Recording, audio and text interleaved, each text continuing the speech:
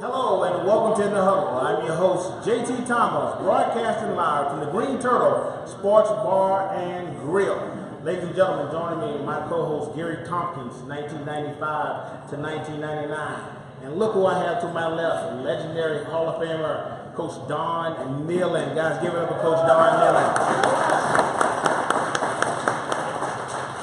Coach, Gary and I have been up here for the last couple of weeks talking a little Mountaineer football. We've been excited about our Mountaineers and going into TCU.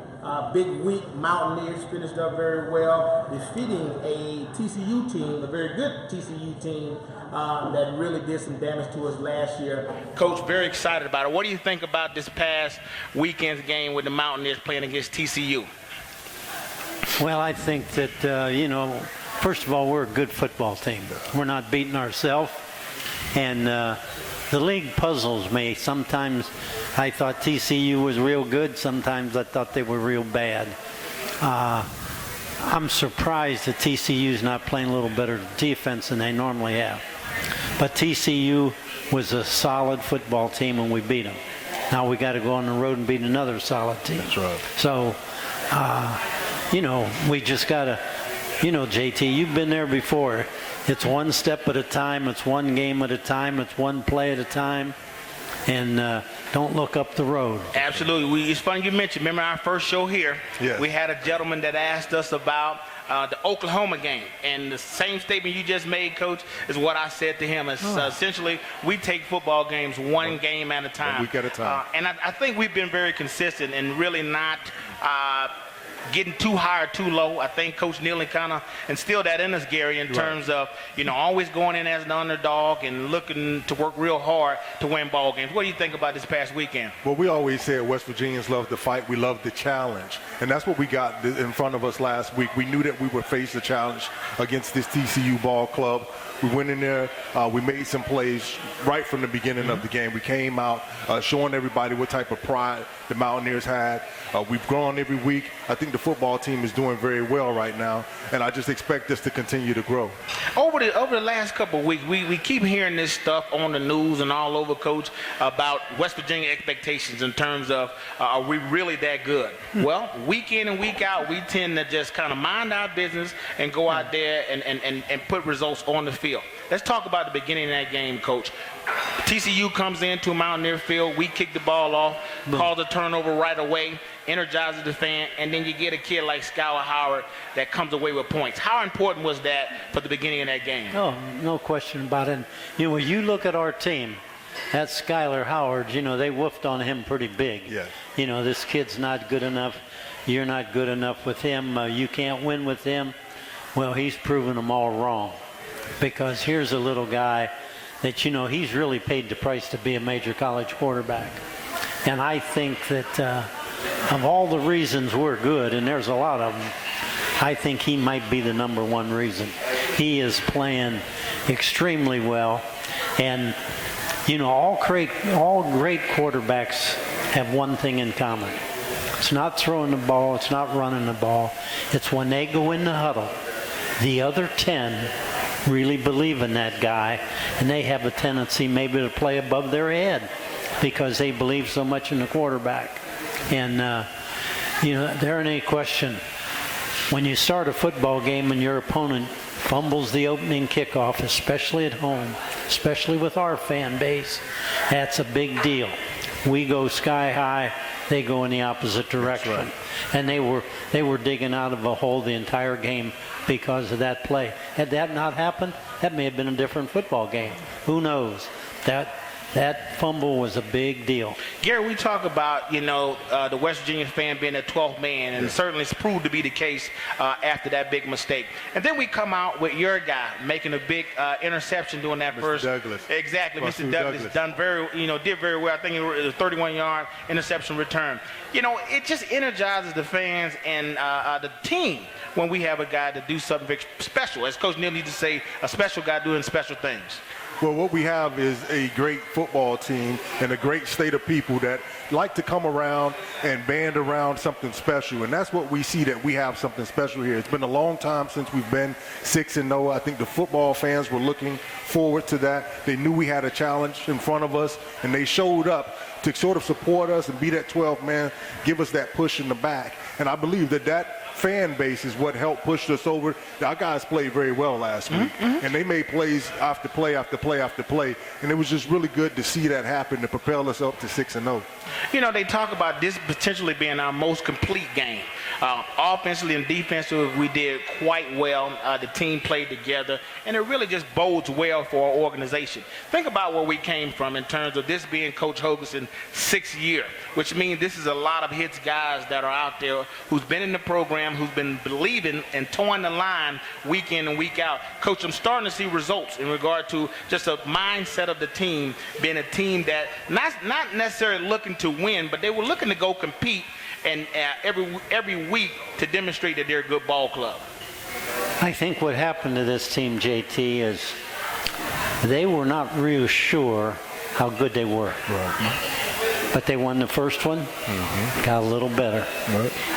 The Youngstown State game rattled them a little bit.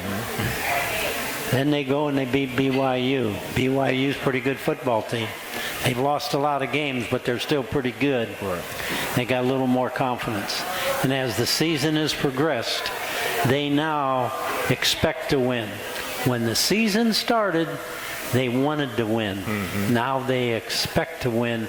There's a big difference. Yeah. They believe in what they're doing. They expect to win. It's a completely different football team today than it was when we played Missouri.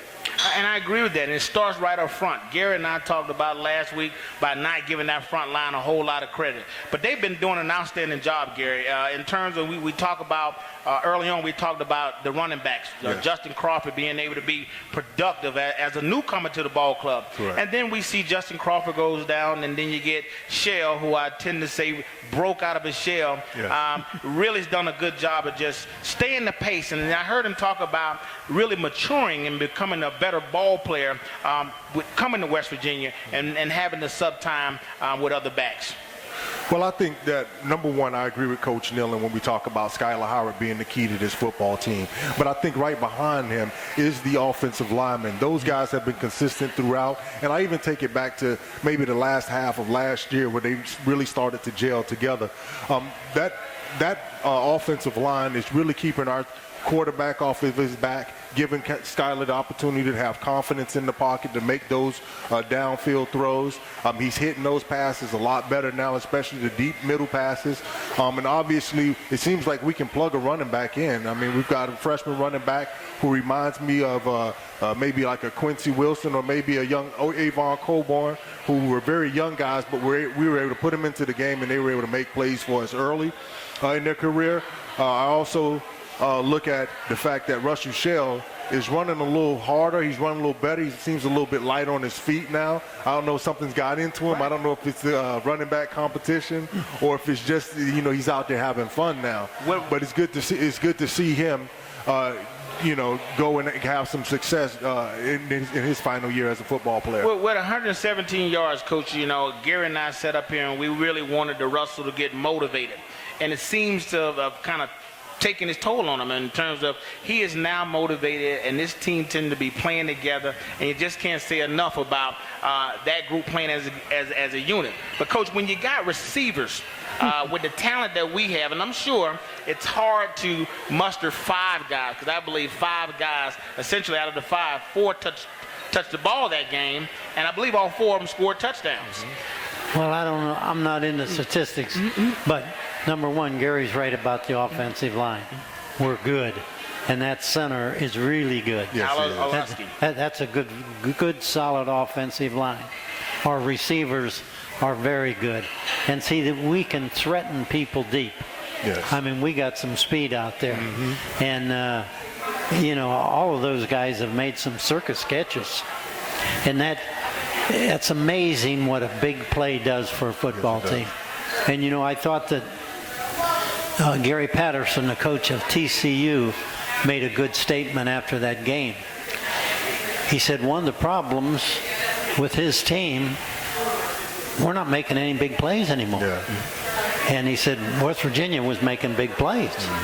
And when you watch teams that win consistently, somebody's got to step up and make a big play. Right. Everything's not going to go well. You need a guy to reach up and grab one, jump on a fumble, do something to make a big play. And we're making big plays. So that's one of the big reasons we're winning. Coach, as you said many times, big-time players make big-time plays. And that's exactly what we tend to get when you got a young redshirt freshman like Javon Durant who catches just amazing pass where it looks like it's going to potentially be intercepted, and he reaches around the defenders and grabs the pass. Right. But the good thing, though, Gary, these guys are selfless in terms of it doesn't matter who gets the ball.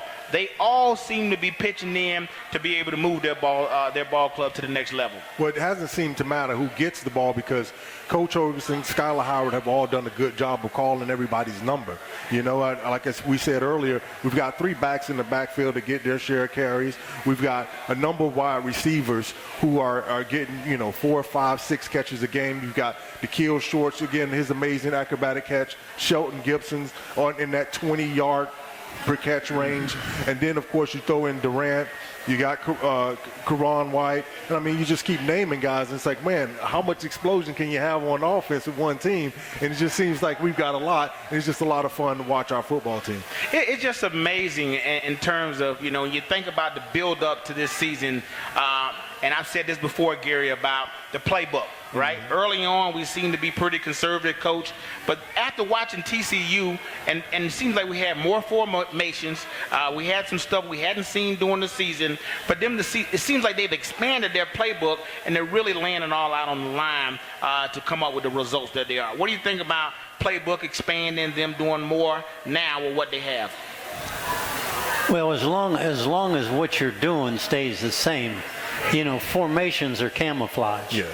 16, 56, 36, 26. As long as you don't confuse the offensive line, you can do all that crazy stuff in the backfield. They don't care. But the big thing that we're doing is we're running the football. Yes. And when you run the football, you win.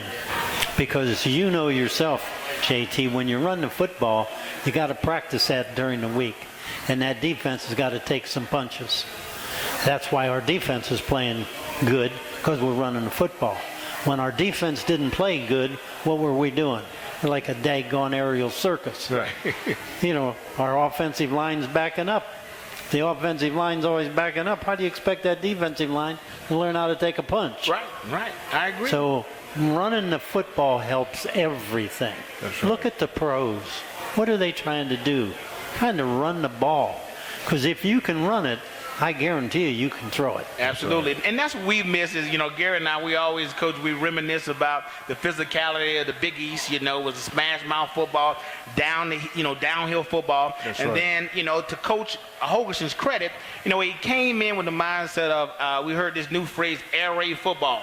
But yet he's been able to adjust that to be able to run the football and really tailor his offense to his players. That's right. To his credit, I think that's just been a remarkable thing for him over the last 5 years to be able to now be prepared for almost anything, Gary. What do you think about that? I always thought that coaching was just like parenting. If you say that I parent all my kids the same, then I question that. You can love them the same, but I can't parent them the same. I know my daughter's going to respond to me one way and my son's going to respond to me different. And no matter what I say, even if I say the same thing to them, So I have to understand who I have on my team. And when I line up as a coach, I believe when I look at those 100 guys, I got to figure out, what do I have? Do I've got a good running game? Do I've got a good offensive line? Is my biggest threat going to be my wide receiver? Do I have a good quarterback, a great quarterback, subpar guy that just has to manage the game for me? And I think that's what it is. He understands I've got a lot of talent. and I can do a lot with this football team. But not only that, but I've got smart guys that I can change the formations with, and it's not going to cause us any problems on offense. We aren't getting delays of games. We aren't getting penalties. We aren't getting people jumping off sides. That's a well-coached football club. That speaks to the coach, and that also speaks to the guys on the field. Yep. I like that. Coach, we like to do a few things here. We like to give out. So at this moment, we're going to do a trivia question, and you guys know how this works. You know, all you had to do is listen to what we were saying and then give me the answer. I want to remind you guys, we're here every Wednesday at 6 p.m. at the Green Turtle Sports Bar and Grill. Now, if you don't catch us here, make sure you go down to the Dominion Post and look in the football section. You'll see us. We're always there. So all you have to do to win this question is be the first one to put up your hand. All right? Put up your hand. We'll get the mic to you. What is the current record of West Virginia? I think we got one back there. Coach, we don't make this too hard. I was going to say, even I know that. 6-0. 6-0. All righty. We got us a 6-0. And look what you win. A WVU bag. Thank you so much. There we go. Do I win anything? I knew it. You knew that one, Coach.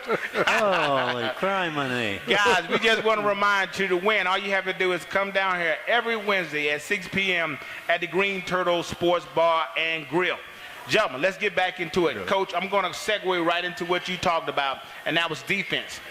And certainly Gary and I know a little bit about defense.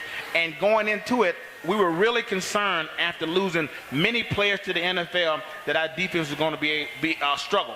But Tony Gibson's done a great job with that group, Coach. Let's talk about defense a little bit. Oh, yeah, Tony's done a great job. I wasn't that concerned because I saw him in the spring, and I thought we could really run well. And Tony's done a good job. You know, JT, with the spread offenses, see, when the spread came to be in vogue, the thing that was great for the spread was the clock. Mm-hmm. That clock, they would get from the box to the field to the quarterback. Mm-hmm. Then the quarterback went ahead and relayed it to the team, and they run the play. Well, what Tony's doing, that guy up in the box now, Tony's here, the guy's here, this guy's here, that guy's there. The guy in the box doesn't know what to do. Right. So now that quarterback, tell me about TCU's quarterback. Tell me about Texas Tech. They were all confused because they weren't getting the play. Right. Because the guy upstairs didn't know what they were doing. Right. And when you got 3 down linemen, 2 backers here, 2 backers here, you know, JT, if these 2 guys walk up, these guards can't come out. Right. Now, if this guy comes, they got nobody to block him. Right. If I played the spread, I'd kill the quarterback. Right. Right. I guarantee you. Right. Who are they going to block that guy? Right. Right. You remember Canute Curtis? Yes, I do. I was going to talk about He Canute. led the nation.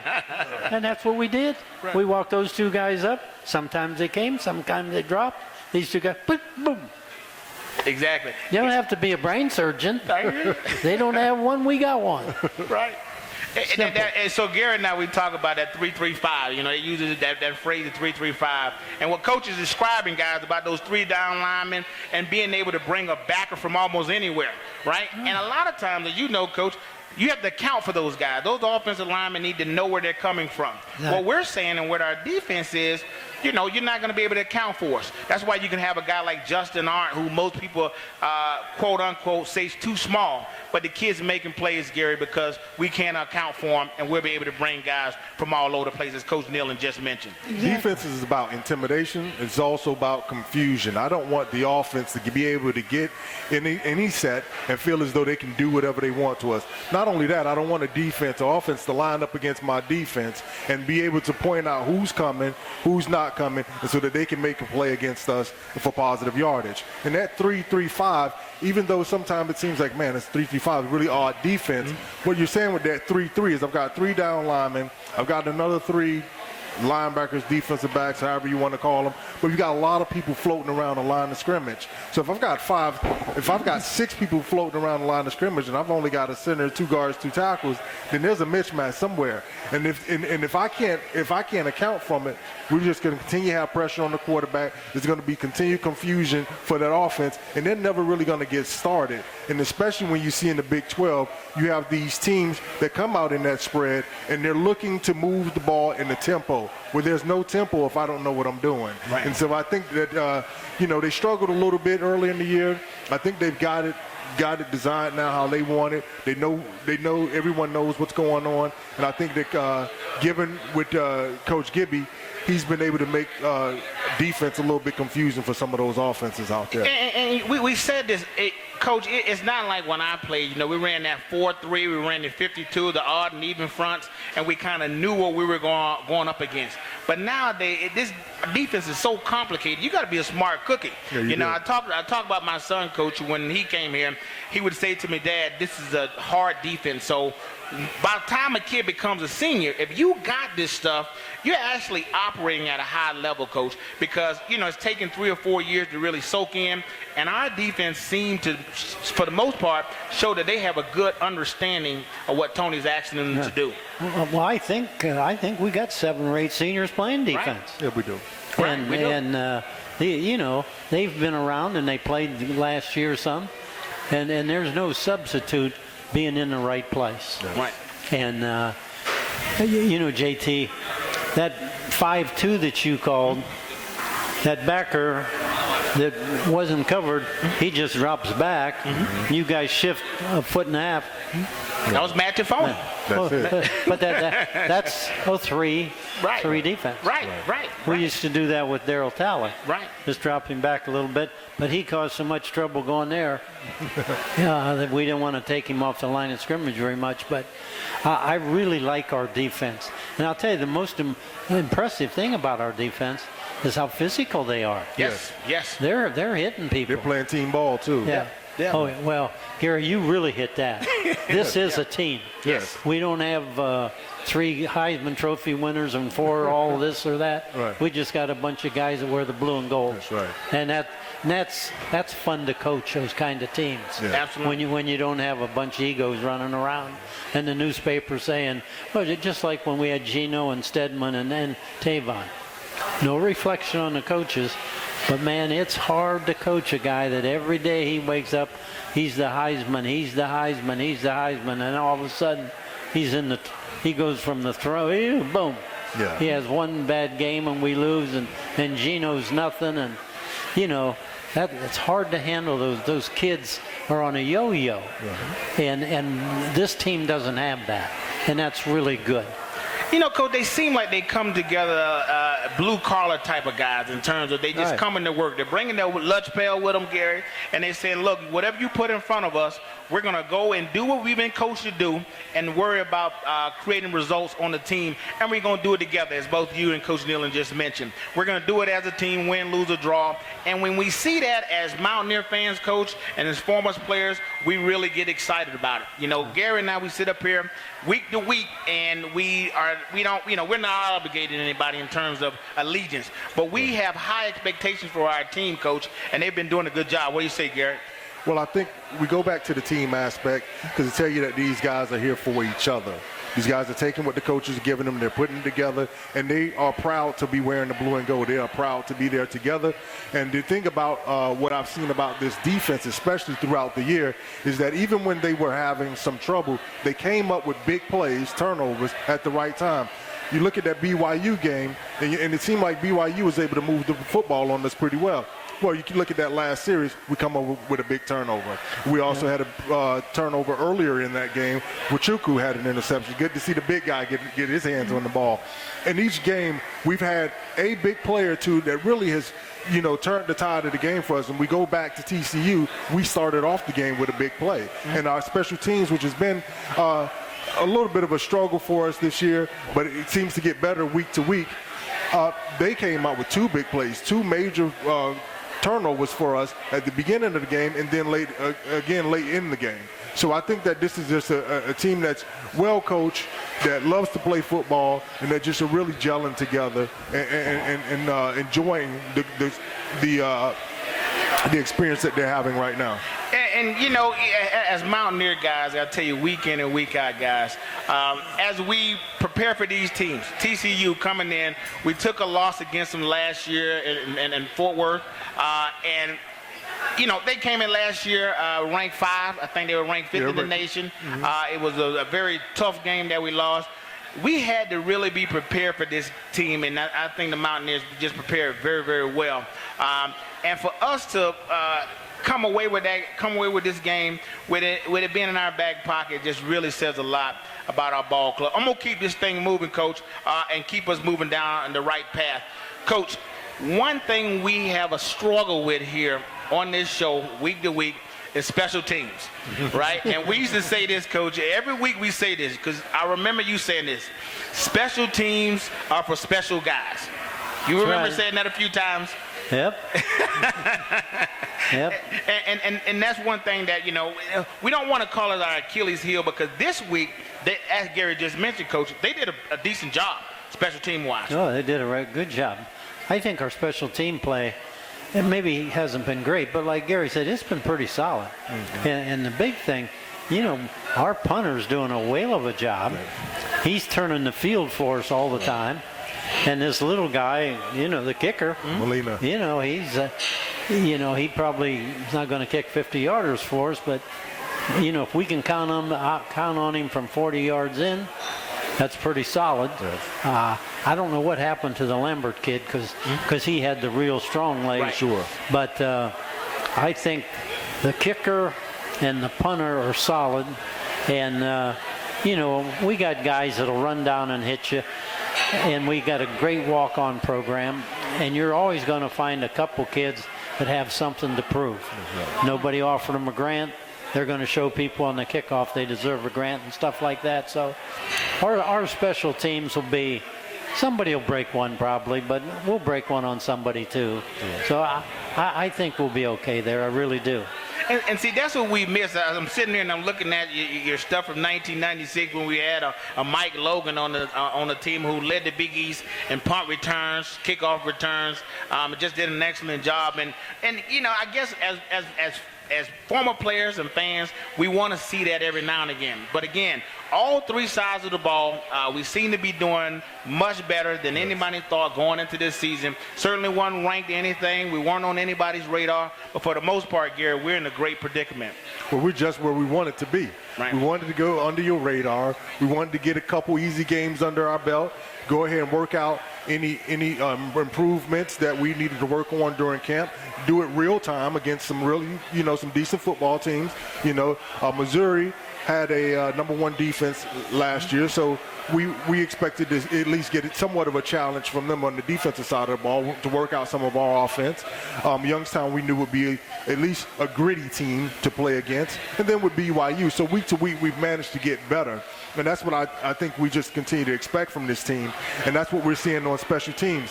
I'd rather see special teams. Sure, we all want to see, you know, a 99-yard kickoff return. Yeah. But there's not a lot of Nate Terry's back there. There's not a lot of Mike Logan's back there. But at least what we're doing is we have such a dependable and explosive offense that just get us field the ball, make sure there's no turnovers, and let the offense do the rest. And the guys who are running down on kickoff and on the punt team, they're covering the ball well. We'll line it up again, play good defense, and then we'll expect you to just challenge us on that side of the ball.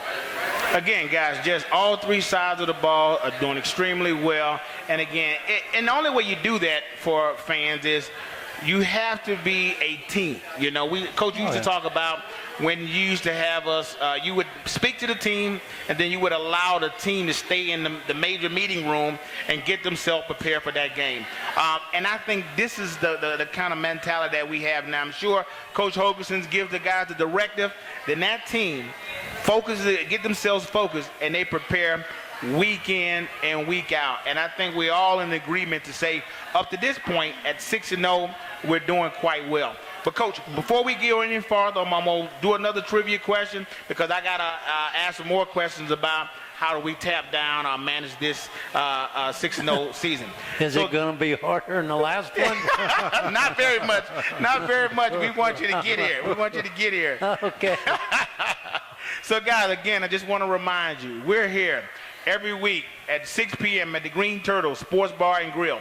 If you don't catch us here, make sure you go down to the DominionPost.com and check us out. We'll be on the football section. We'll always be there. Guys, again, all you had to do is really listen to me and to get this question right.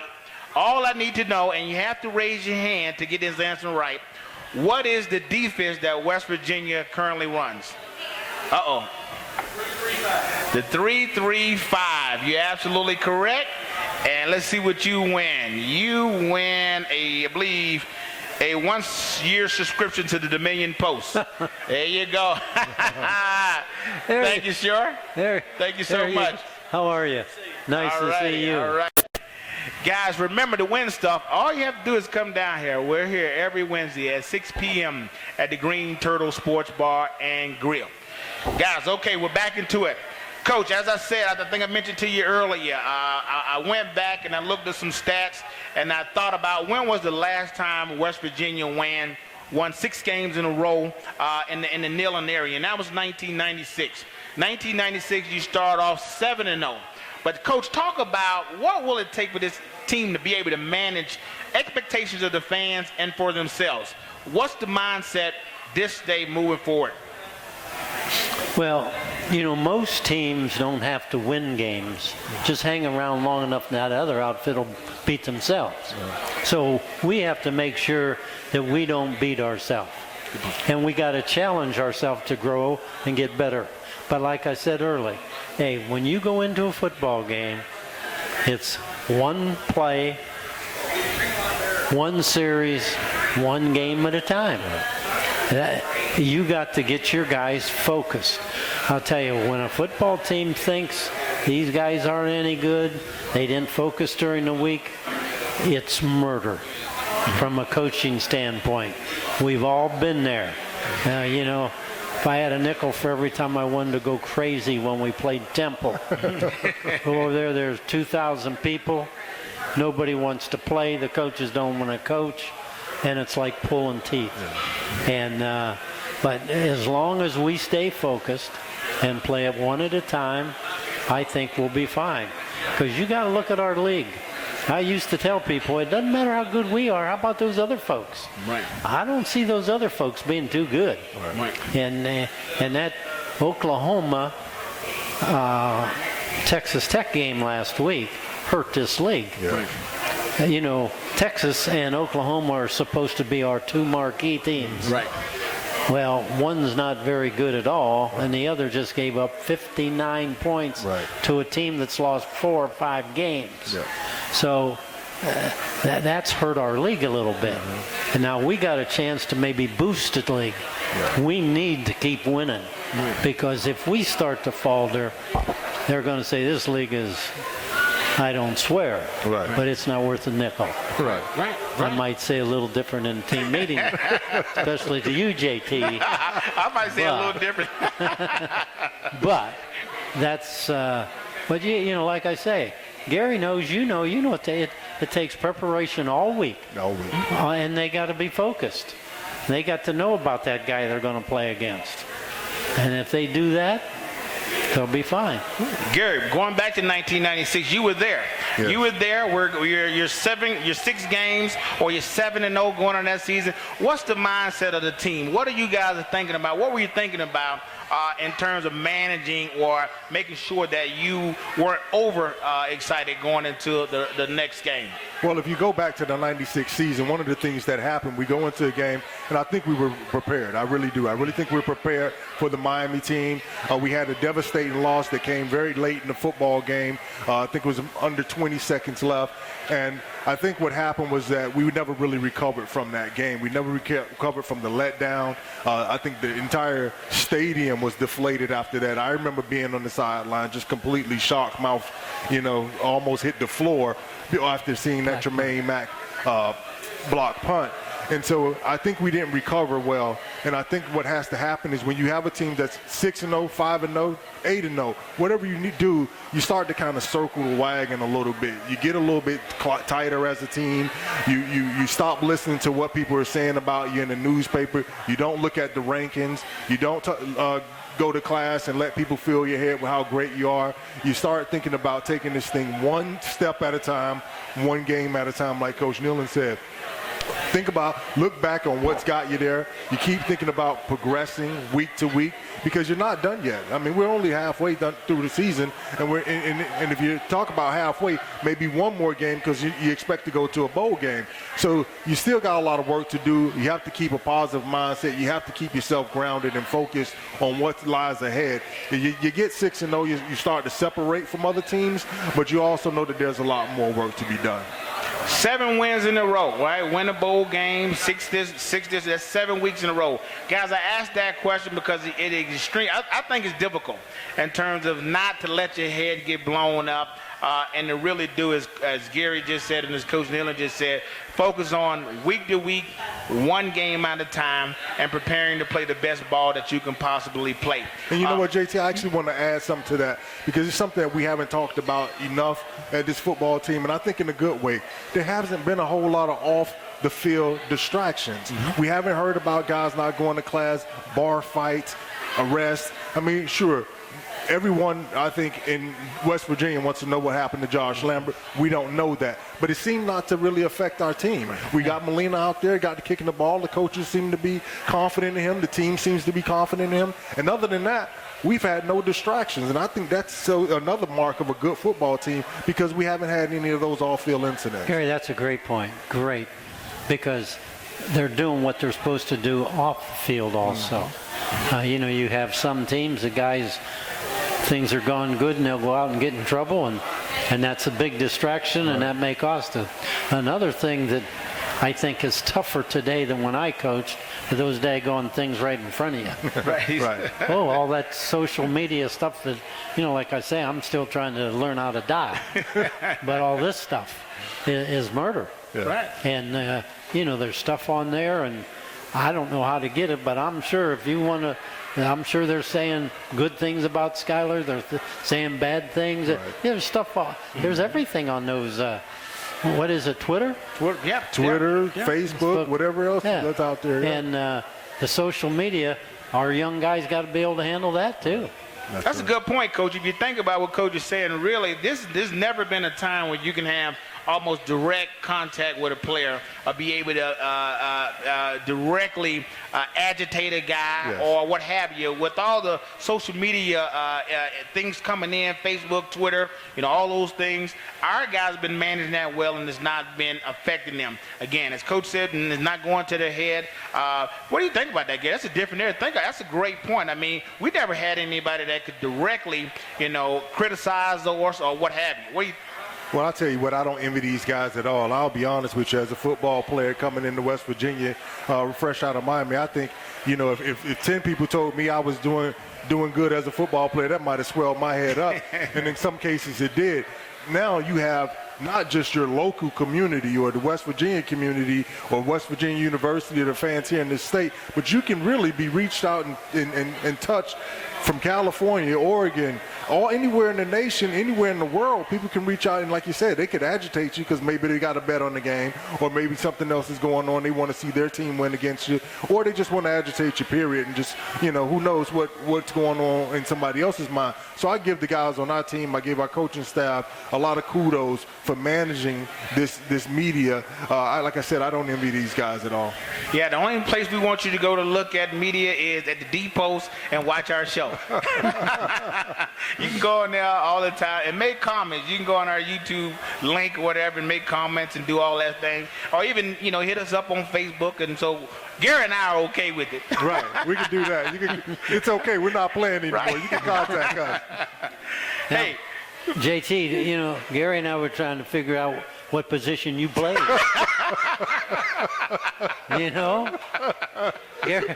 Gary said I think maybe he was a tackle. Hey, Coach, I used to tell people all this is potential energy. When I start using it, you better watch out. I got all this potential right here in front of you. I'm working on it. Thank you so much. Guys, let's keep it going. We just, as I mentioned, we finished up the Mountaineers at 6-0. We got an upcoming game against Oklahoma State. We're going to Stillwater. Last year, it was a tough game. We lost that game 33-26. Guys, we're on the road again. It's going to be a tough time, going to Stillwater, Coach. It's almost like, this is like Morgantown. To be able to play there, what type of atmosphere are we going into? Well, we're going into the same kind of atmosphere that TCU came here, in my opinion. Now, I've never been there. I played those guys one time in the Sun Bowl, but they throw it all over the lot. But I think they're trying to learn how to run it. Yes. I think the last game or two they're trying to learn how to run it, and their quarterback apparently has a big-time arm. The Washington kid is a big-time player. Yeah. He can go get it. So it's as I look at this game, this is a major, major hurdle. If we get over this game, we got a chance to get that snowball going downhill. That's right. Right now we got a snowball, but it hadn't started to go downhill. It could go the other way too. So, but this game to me, especially after last year, we blew that game last year. Right. Should have won that game last year, and I just have a good feeling about this team. We had Kansas State kind of screwed up, not moving the ball and kicking the field goal when they should have, and we beat BYU, but those things, when you have a great year, those things have to happen for you. That's right. You're not going to blow everybody away. Heavens, my 2 undefeated seasons, I can't remember which game, but we had a couple that were pretty shaky, and so you always need a little help. But as I look at this game, I think this is a real pivotal game for us, and they're going to try to light us up. So I'm anxious to see it. I can't wait. And I'll have my pizza and my Pepsi, and I'll be watching that game, JT. See, I'm going to have me a nice smoothie. No. Your wife's over there, and she's looking, and she's not That's going. my wife over there. She's not going to let you have anything. It's her fault. It's just her fault. She ain't even paying attention, but it's her fault. Yeah. She's not listening to you. Hey, Gary, the word that pops in my mind that's a scary word to me is trap game, right? That's a word that really worries me in terms of Oklahoma State. The fact that they have a relationship. They know Coach Hogerson, right? And in this last year, I think that was a part of it too. It's like they know him. And I don't know. Coach Hogerson knows them. You may over prepare. You may under prepare. Again, that game just a tough game for me. But like I said, I feel like Coach Hogerson feels. But what do you think about that word trap game going into the Oklahoma State game? I think it's a perfect description of what we might face going into this game. I actually believe we have 2 trap games on the schedule. This is one of them, and then the Iowa State game later in the season, depending on if we can make it through this game. The Oklahoma State team it's a good football team. They always have been. You're going to see a lot of skill out there, and that's always a challenge when you got guys who's got good skill, because no matter where you're at, if guys can run, if guys are quick and they can catch the football, or you got a fast or shifty running back, that's always going to be a problem for you. And then, of course, if you've got those kind of guys on offense, it means you're going to have some really good athletes at the defensive back position, maybe at your linebacker position, guys who can run. And so this team kind of worries me a little bit, but looking at our football team and what we've been able to do all year, we've gotten better throughout the year. We continue to progress each and every game. I think these guys have got a good head on their shoulders. We're not seeing the off-field incidents. We're not hearing a lot of bickering within the camp about our team. So although this may look like a trap game, I really do expect us to go out there and take care of business. I think the unanswered question, I think, as I just mentioned, Coach Hogerson knows Gundy. Gundy knows Coach Hogerson. The X factor is Coach Gibby. right? And what he's been able to do with that defense.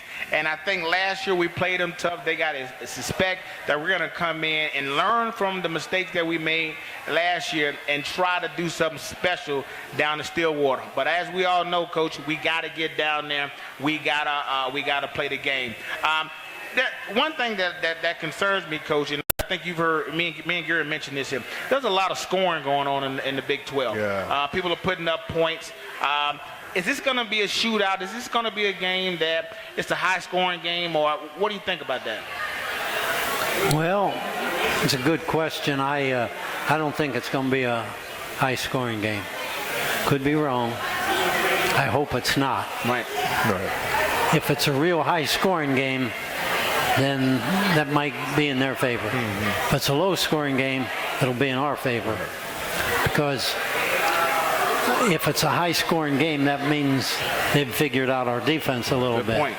And but now, when I say low-scoring, that doesn't mean 7-6. Right. You know, it's 24-17, Sure. something like that. Sure. I don't, I certainly don't have a Ouija board and figure out the score, but I tend to think that it'll be probably a low-scoring game. Good point. Gary, when you think about this, me as a defensive player, these are games we want to play. Yes. Right? These are the games that we say, okay, we want to see how good we are in terms of this is a team that beat us. They got a high-quality quarterback. Yes. This kid can throw the ball around. They got runners. They got it all. Going into this as a defensive player, what has to be the mindset or the conversations moving forward? Well, and not to get arrogant about it, but you remember back in the days where players would put, the number or the name of a star player, and week to week they kind of cross them out, said we did good against this one, we did good against that one.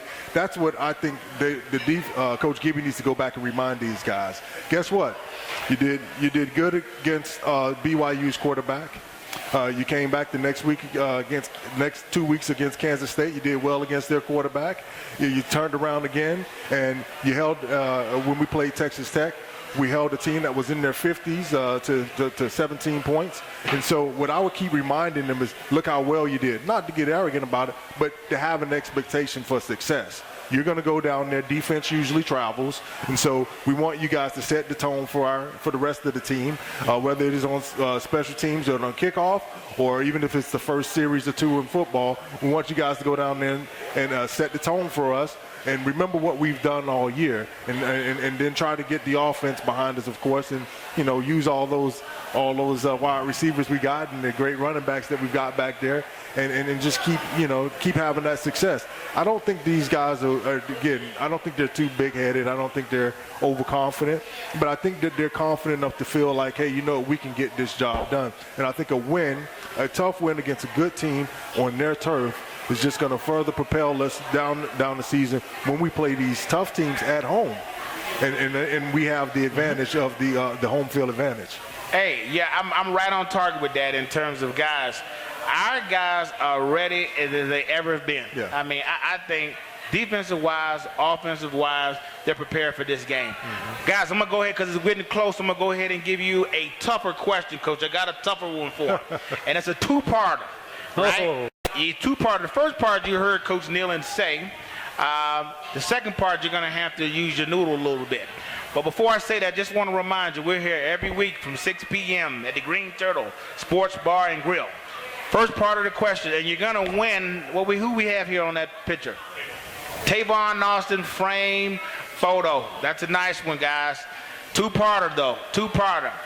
Give me the 2 seasons we went undefeated. All you got to do is raise your hand. Oh, wow. You got the first one? We got one back there. It's a two-parter, so you put your hand up. You know the 2 seasons. Okay, now, that's the first part. Second part, who was the quarterback of both of those teams? For 1988, it was Major Harris. And for 1993, was that Jake Kelsner and John Talley? Whoa. Studstill. There you go. There we go. There we Darren go. Studstill. Good job. Yeah, look Good at that. job. Good Hey, job. we got a true Mountaineer fan back there. There you go. We got Coach, a true was Mountaineer that a fan. decent question, Coach? Yeah. I knew the answer. I was going to help you there when you got stuck on that quarterback. Guys, see, hey, we try to give you an opportunity to win, and you always win because I think you get an opportunity to talk to us Mountaineers, and we kind of just tell you what we think. It's not scripted. Gary and I don't talk about it, and certainly we have guests week in and week out. Guys, this is a portion of the show where we will allow you to ask the panel questions. So to do that, all you need to do is raise your hand, and we'll get a mic around to you, and we'll answer the question to the best of our ability. Any questions? Don't be afraid. Come to the light. Hey, Coach, how excited were you to see some I formation this last week? Thought that was kind of neat. Yeah, I thought that was pretty good. Like I say, when you can run the football, good things happen. Yeah. Good things happen. And the I formation gives you a lot of. But as long as we run the ball, I don't care what formation. You know. Run it. I saw our offensive line coach today. I said, "Hey, boom, get him coming off the ball. This crap of backing up, I don't like." Hey, I used to love that about Coach Dillon. Coach used to go boom, zoom. Yeah. I used to just love it. And I agree with him in terms of I formation. In fact, I heard Russell Shell talk about how comfortable he is with the I formation. He says he comes from a background of the I formation, and he really likes that blocker in front of him. So he was really comfortable. And Gary, at 117 yards, I mean, we might need to see that I formation a little more. Well, if your running back's calling for it, give it to him, especially if he's hot. So go ahead, whatever he's asking for, as long as he's putting those yards up, I keep feeding him the ball. There we go. More questions. 5 minutes. Get your question in. I got 5 minutes. We got a little young kid there about to ask a question. How does it feel to have a road named after you, Coach Nealon? Coach Nealon, how does it feel to have a road named after you? I thought they would call Draw Avenue myself.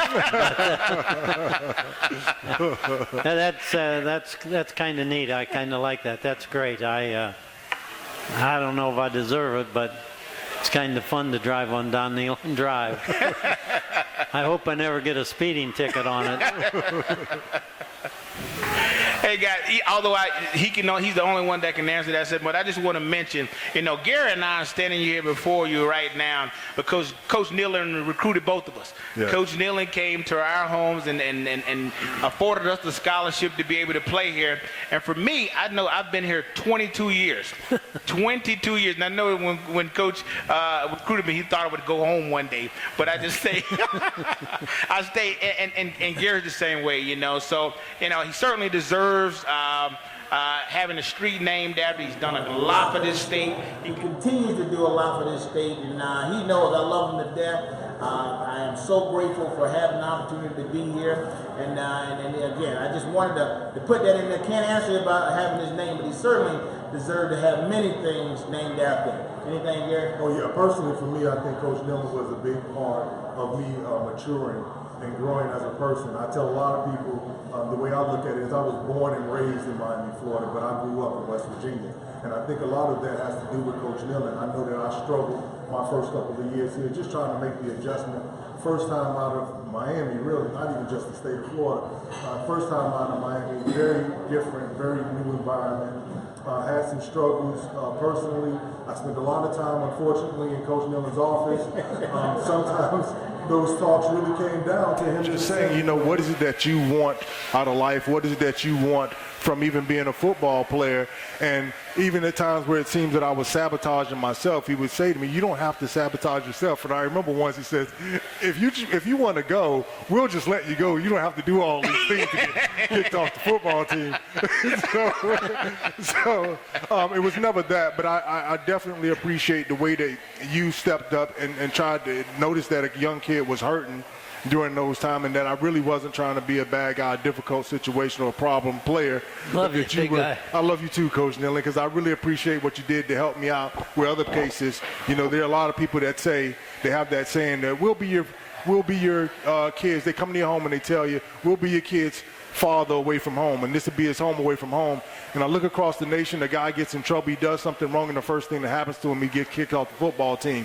And I always thought, like, man, if I was in his house, is that what he would do to me? He kicked me out of his house. And Coach Nehlen didn't do that. Instead, he gave me opportunities to grow. And after 4 years of being on campus here, I graduated. I think a lot of help Coach Nehlen and the people in our program. Ended up having a master's degree, and now I'm working in this state. I love it here, and I think it's been a great opportunity to be here. So I thank you for every step of the way that you've been there to help me. And I just want to say openly to everybody, thank you. And that this man really deserves everything that he's got in this state. Thanks, Gary. That's great. Right. Just look at this guy. One time I wanted to kill him. And look at him now. He's just dynamite. Just dynamite. What are you laughing at, JT? I wanted to kill you, too. He's not alone.